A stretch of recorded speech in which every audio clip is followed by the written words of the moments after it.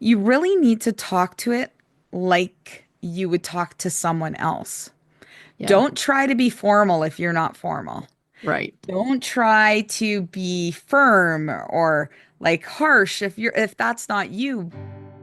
Welcome to the Other 99% podcast. I'm your host, Lisa Duck, a coffee loving direct sales enthusiast who's obsessed with a good digital system. Come join me for a realistic look into the world of direct sales.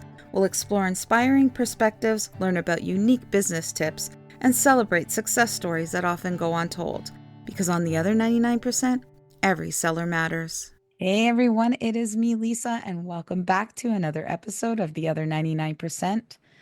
I'm sure you could hear, but my voice is a little raspy today, just dealing with a little laryngitis or something. So bear with me. The sound quality might be a little bit different, but we have a good topic for you today. I'm here again with Suzanne Larimer, our co-host for the podcast. And today we're going to be talking about one of my favorite topics. I talk about it all the time, and that is ChatGPT. So, Susan, let's just jump in and tell the listeners, why do you love ChatGPT? Yeah, it's funny because I just started using it, I think it was less than a year ago. And when I was hearing how other people were using it, I was very much against it. I was like, this is cheating. This is like plagiarism, only there's no place to cite the person that you're stealing the information from. I felt like it was too much of a shortcut. I was against it for a long time. I don't know. Did you feel that way too, or were you like all on board? I I was like on board. I giggle because a lot of people are saying like, "Oh my God, it's gonna collect all my personal Yeah. information and stuff like that." And I'm like, guys, come on. It's already out there. If it Yeah. wants it, they're gonna find it. I don't know if you ever tried to Google your name, but there's information out there that's like, I didn't give that website permission to have my Yeah. information on their site. So Yeah. like you're realistically, your information is out there. So for those of you listening that don't really know what ChatGPT is, it's like an basically like an AI bot that you feed information. It gets to know you from the information that you're putting in, and then it's able to help you complete like commands. So you're basically asking it for help doing tasks. Now, these tasks can be anything. Think of it like almost like a Google on steroids, right? You're you type in and then you ask it for a response, and typically it can give you more information than Google could. And it like searches sites like somehow, like instantly though. I mean, if you say like, write me a paragraph about, I don't know, Labrador puppies, like it'll immediately come up with a paragraph because it searches the web and gets information and provides you with a lot of details. It's amazing. Well, I was doing this morning, I was playing with it because I'm updating my website yet again because I can't leave it alone. But I was asking it questions, okay, take this information and make it sound more like me, add a little bit of fun, make sure that it gives you all the information. And it was at the bottom of it, it was crazy because it would like have like the little Facebook emblem and then another little emblem. So I Mm. clicked on it and a sidebar opened up and it gave me websites to where it pulled out all this information from. Oh, And I'm like, so interesting. that just leads me to tell you, like, your information's out there because Yeah, ChatGPT is not creating it. It was pulling it from these sites. yeah. And it was just amazing how, um, you know, eh, how it gets to know you, right? Hmm.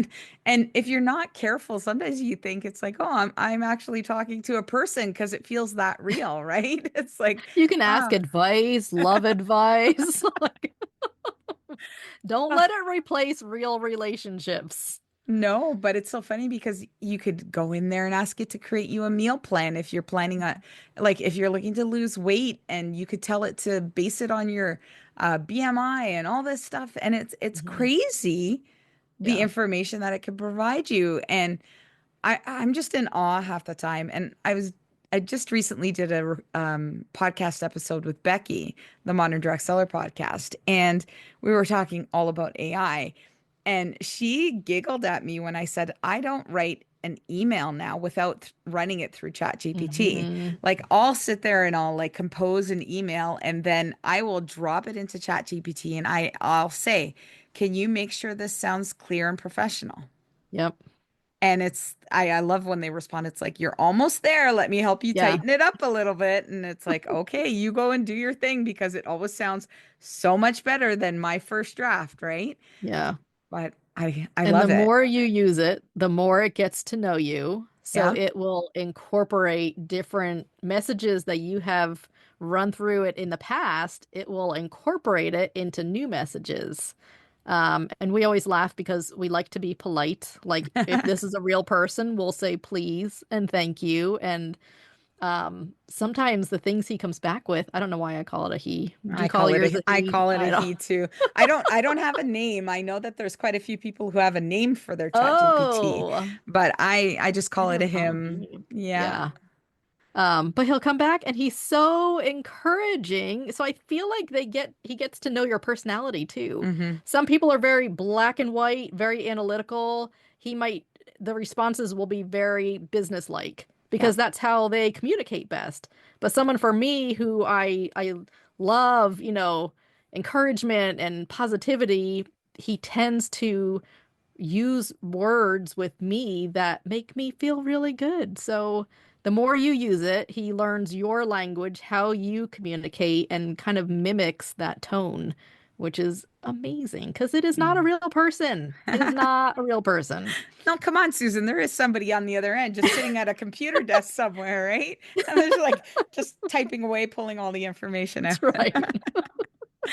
No, and that's why I always tell anybody who is asking information about, tips on how to use AI, and it's you really need to talk to it like you would talk to someone else. Yeah, Don't try to be formal if you're not formal.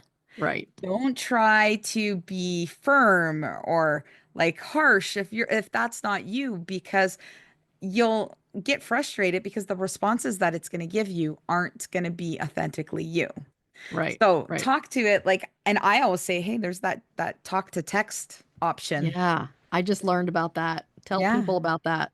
Yeah, just go in there if you don't you just want to like start blabbing away like we're doing right now on the podcast, right? It's like that's how you get out your true natural feelings when you're talking about a subject or a topic.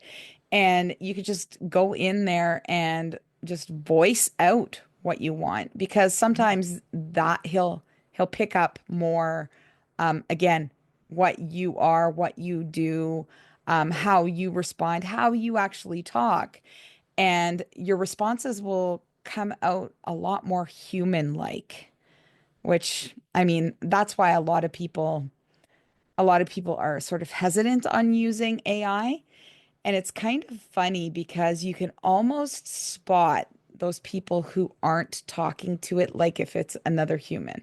Mm, You can see their responses on social media. You could tell it's like a pure copy and paste.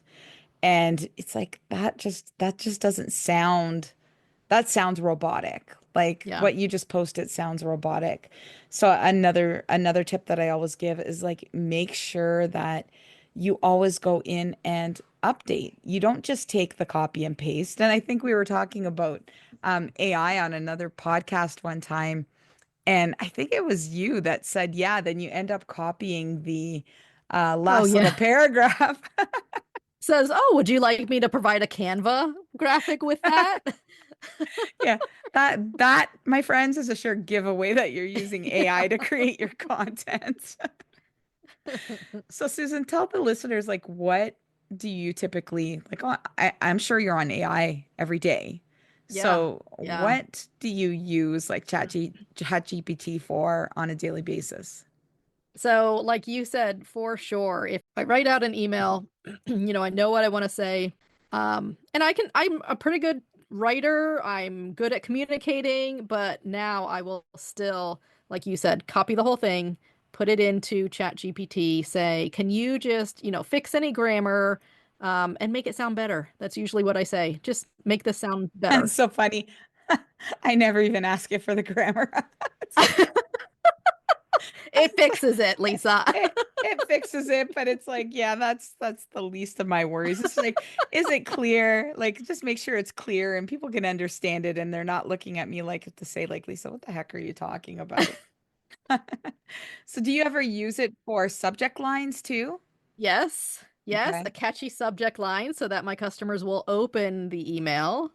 When I'm using it for my blogs, I might have like an outline, some ideas I want to talk about. It'll come up with the title, subtitle, headings, the blog. Um, oh, and then like you always talk about SEO and those keywords that you want. So then you Yeah. can say, okay, give me a keyword rich title for this blog. Yeah. And that's things that, I had never thought of before and I wasn't very good at. So ChatGPT, it's like your virtual assistant, your personal assistant, someone who knows a little bit more than you and how to get things done. But we've also used it to have conversations with people. Like my husband, Hmm. Mark, he's a pastor. He had to have a tough conversation with someone and he loves this person and wanted them to feel heard and respected. So he put the whole idea and conversation into Chat GPT and said, I really want to approach this person with love and respect. How can I say these words differently? And it Yeah. gave him a completely different perspective in how to communicate a hard situation. And when he did, it was received so well. I mean, it was such a very positive conversation that they were able to have such a healthy conversation. I don't know that he would have been able to come up with that on his own. So, real life conversations, business. Um, I love Stephanie. She's one of our Academy members also. She uses it in very creative ways. And she's like, she just moved and she's like, okay, Chat GPT, I have 10 boxes that weigh 30 pounds each. I have 30 minutes. I have to organize my kitchen cabinets. Like, give me a schedule, give me a way to use my time wisely and unpack these boxes and a playlist to Yeah. go along with it so I can listen to fun music. And I'm like, what? And it did. It gave Yeah. her music, it gave her, step by step how to get these boxes unpacked and your kitchen organized. And like, I never would have thought to use it like that. Yeah, I love it. I just want to go back to the blogs because I probably about 90% of my use on ChatGPT is for basically creating blogs. Hmm. So what I find very helpful when I'm in there creating the blog is I always ask it because some people won't remember. And I mean, if you don't know the SEO or the like worrying about the keywords, you might not put that in there. But I always say, okay, this is the keyword I want to rank for. Um, and I need it included in the blog and the headings of this blog. Make sure that you provide me with, and I go into detail, at least one H1 heading and Mm. um, 3 to 5 H2 and H3 headings. And I just keep going into detail, right? And sometimes I even ask, make sure that there's a section that is point form because depending on the person's reading style. You could even ask it to recommend images to insert into your Hmm. blog. Then once you have the blog created, you can ask it to create you that excerpt, which is that Hmm. 2 to 3 sentence little Mm. blurb, and make sure that that is SEO or keyword enriched. Oh, I haven't used it for that yet. That's a great idea. And if Sammy listens to this podcast, she'll be proud of me, but I've started using it for the alt text on my images. So Yes. I'll drop in the image and I'll say, can you provide me with the alt text? Because sometimes you get caught up on that. And if you're not used to or if you're not familiar with websites, this is basically a written version explaining what an image is on your site. And it's used for people who might be using reading devices, like maybe they're vision impaired and they can't see the website, but they have an e-reader that reads through. And if they come to a picture that doesn't have an alt text on it, it just says image or something like that, right? Right. Um, so I've started doing that, and that's on my goal over the next couple months is to get every single picture on my site with Mm, a optimized alt text. And yeah. those alt texts can help you be found on Google as well, Hmm. because how many times do you type in a like a search in Google and you see these images pop up and then you click on them and they click Mm, back to blogs or to someone's website or something like that. So we want to be found that way with our websites too. So like make sure that you optimize what you're asking. Don't just say, "Can you write me a blog?" But yeah. then when the blog is done, then ask it, "Can you turn this blog into a brief email that I can send my customers?" Providing them information, Yeah. especially Or if a you're social writing. media post. Yeah. And then I usually Yeah. say, and then using this blog, can you break it into 5 to 7 short form content captions? And I always ask, and also put it in a chart form so that you can provide me with a list of images that you would suggest using with that caption. So there's so many ways that we can use it. One thing that blew my mind one time is that I was getting ready to make a like an opportunity video for my Epicure business, and I'm like, okay, well, I need a script. I don't have any creative juice right now. Like, help me with this. And it actually wrote out an entire script with scenes. Okay, now you're sitting at a dining room table. You have somebody across from you and you're doing this. This is what you say. This is what they say. Now you move to a kitchen and da da da da. And I'm Oh like, my oh my gosh. God, like it was like crazy. And then it's like, make sure this is under 10 minutes long. And it would have been like an amazing opportunity video, and it Hmm. wouldn't have been your average, like, come join my team. This is why we're the best. And, Yeah. it's fun, it's engaging, it's gonna keep their attention because your scenes are changing up all the time, right? It's not just Hmm. you talking in front of a computer.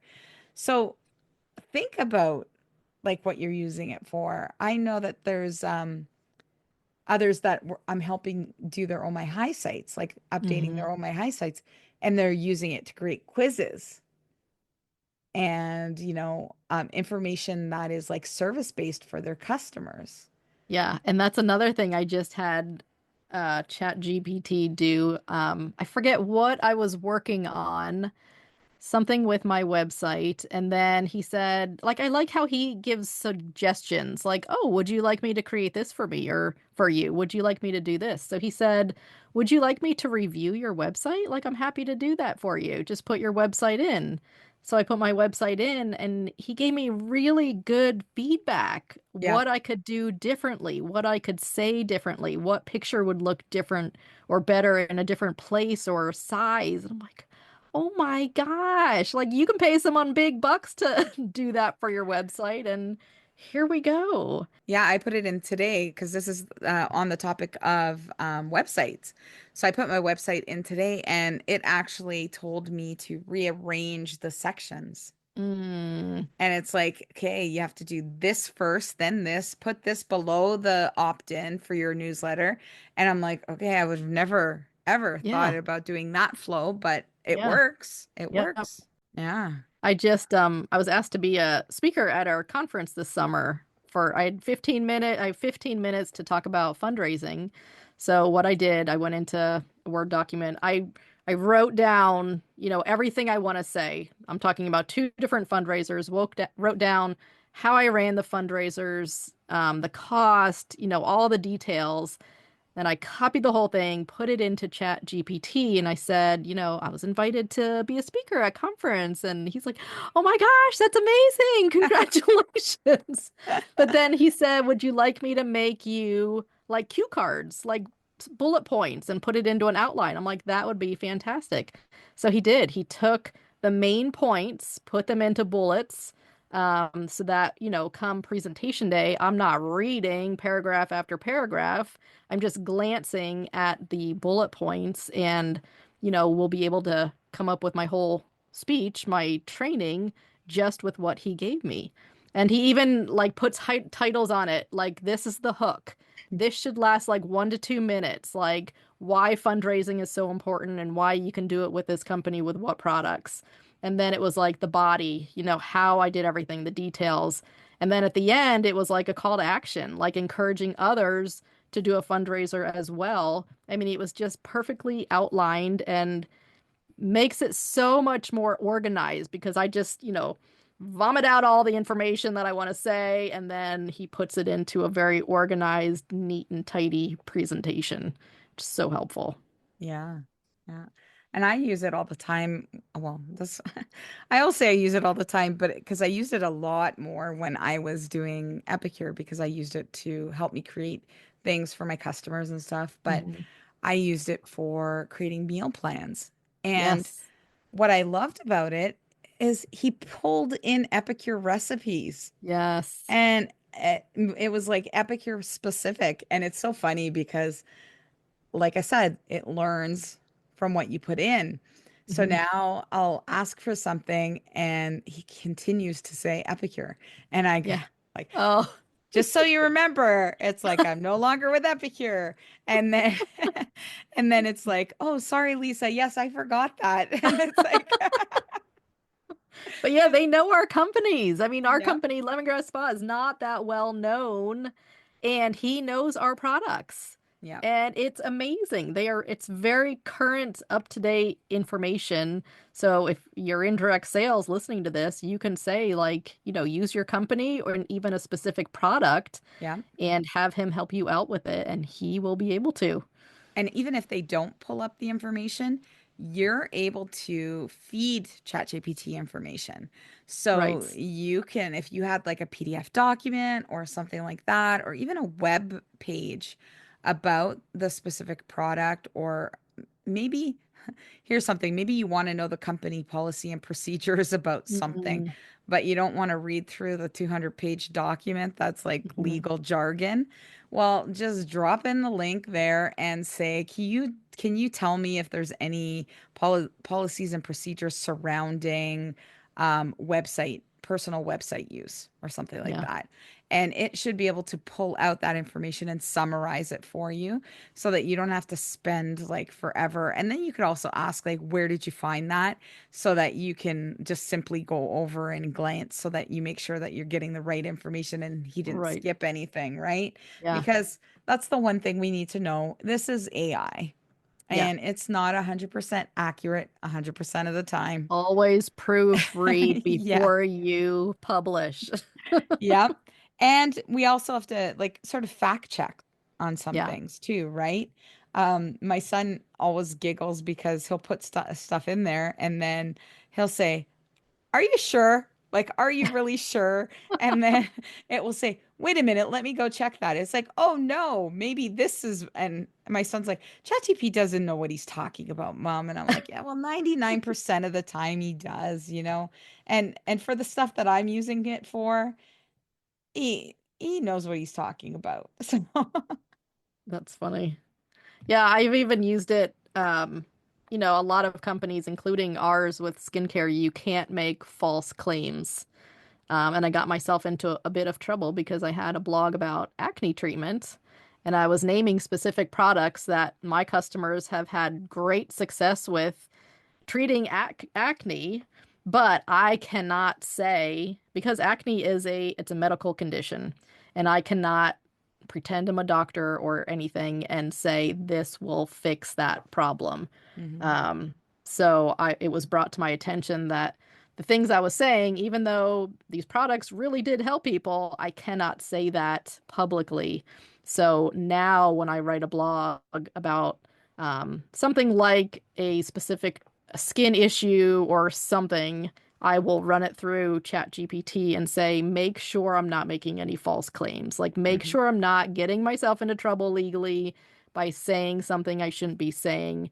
And there are just certain words that will be tweaked. Like, I can't say takes your wrinkles away, but I can say reduces the appearance of wrinkles. Hmm. So something very similar, but I won't get myself into trouble. So make sure you use it for that too. If you're in a business that, may really help someone with a medical issue, you cannot make that claim. So just word it very carefully.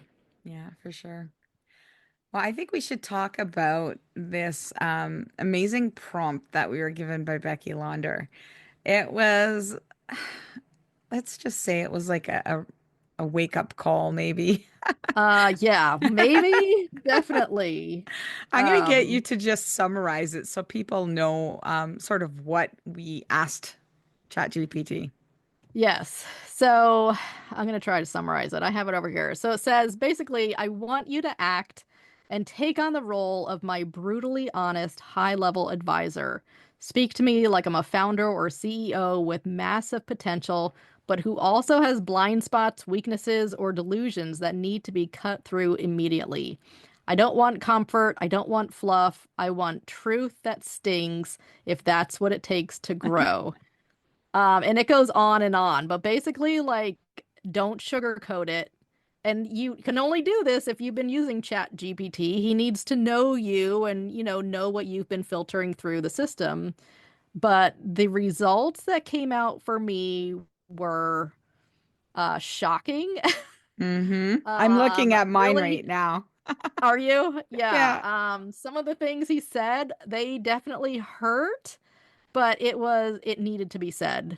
Mine was like pretty much, why are you playing so small? You have over 15 years in direct sales um experience. Why are you just selling lotion when you could be selling trainings and courses and, teaching others how to be a successful direct seller? Mm-hmm. And it said, you waste too much time wanting to be liked, and it went on and on. Some of the things I'm like, okay, that is not me. Like, you know, I'm that's not me. But a lot of it was like, oh my word, you're right. Yeah. One of the big takeaways for me was the fact that he was calling me out on trying to do it all myself. Mm, And it's like, you're running three businesses here, trying to act like it's one. yeah. Obviously your true love is the teaching and the training side of things. So why not like funnel everything into that and share where your passion is, right? And it's so funny because after I read through this, I'm like, yeah, maybe I'm putting too many eggs in the direct sales basket. For some Mhm. reason, my brain can't step away from it because I'm currently researching another company. It's like, I pulled in because it's like, oh my God, like that, it sounds like so amazing, right? But then it's like, oh, then it takes away from what I can do. But yeah, it's like, it was crazy. So Yeah, maybe we should, I think maybe, so check the blog for this episode and I'll actually put in the prompt in that blog. Um, perfect. because I think it would do everybody a world of good. Like it will open your eyes Yeah. if you just put it in and see what it says. Um, like even something like this, like my tip number 5 that he's given me is like you're under marketing and over leveraging your credibility. Like, and then goes into detail about, um, I've been doing this for almost 20 years and I know what I'm doing, but I'm not marketing it that way. And Mhm. yeah, it was brutally honest. Let's tell you. Yeah. Yeah. In a good way, like a good push that I needed. one of the things it said about me, it says you're making excuses around time in tech. It says you're sharper than you let on. You've got systems and skills, but you still act like a non-techie casual. That's self-protection. You're letting your identity keep you small when you're capable of much more. You're not confused, you're avoiding the real work because it's uncomfortable. Yeah. Ouch. Yeah. Like, Yeah. what is so true? And then after, so I'm all about taking that prompt and then building on it. Yeah. So after he gave us his response, I basically said, okay, if I wanted to focus on my digitally direct business and building courses, write me a 1 year aggressive plan to succeed. Mm, And I'm telling you, like the amount of information that is in here, and it's like a 12-month aggressive success plan for your digital course business. Month 1 to 3, here's what you need to do. Month four to five, like it's just a breakdown of like craziness. Like I can't believe how detailed it is, right? yeah. So if you actually took that and built on it, I could see business growing like Yeah. crazy, right? Yeah. So Yeah. anyway, After the prompt, it gave me it says, here's what needs to happen now. mm-hmm. And then it told me ruthlessly audit your activities, cut 50% of what you're doing. And that to me, I'm like, I'm spending way too much time on social media and, focusing on social media to grow my business where it's not going to grow there no matter how much time and effort I put into it. Package your expertise, launch a training, launch a paid offer, um, set a 90-day goal. Yeah, Then it talks about the 10 time thinking. So that book, what's that book? 10 times 10 times is easier, or 2x is easier than 10 10x or something. 10x is better than 2x. We'll We'll have figure to it figure out. it out, but it's something in there, just it's in a different format, but Yeah. Basically, make a big move, even though it feels like you're letting go of so many important things, the thing that you're choosing will be better for you and your business. Um, yeah. but yeah, it was brutal, but it was something that I needed to hear. It completely changed my business strategy, Hmm. my goals. So I'm excited. It's kind of weird that a computer got me to change my thinking, but Well, I'll be honest with you. After reading this, I determined, like, after like self-reflection, I'm like, I really am putting too much emphasis on my Facebook customer group, Mhm. and I could provide them the same kind of know, like, and trust service, whatever it is.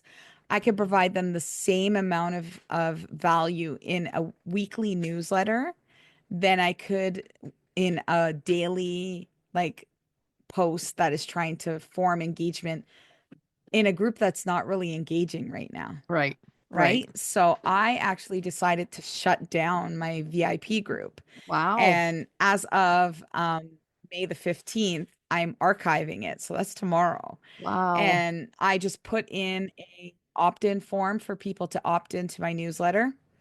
And then on the 16th is when my first letter or my first email will go out, and it's going to be providing like value like I would do, like whether it's recipes. And with me being in between like formal businesses right now with direct sales, it's kind of hard to put daily content into a Facebook group, right?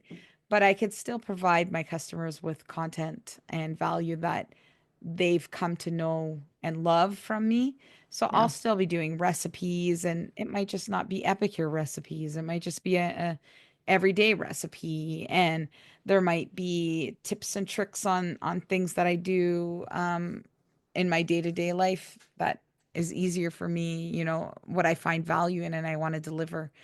But yeah, it's amazing that I did that after reading that post, that yeah. response.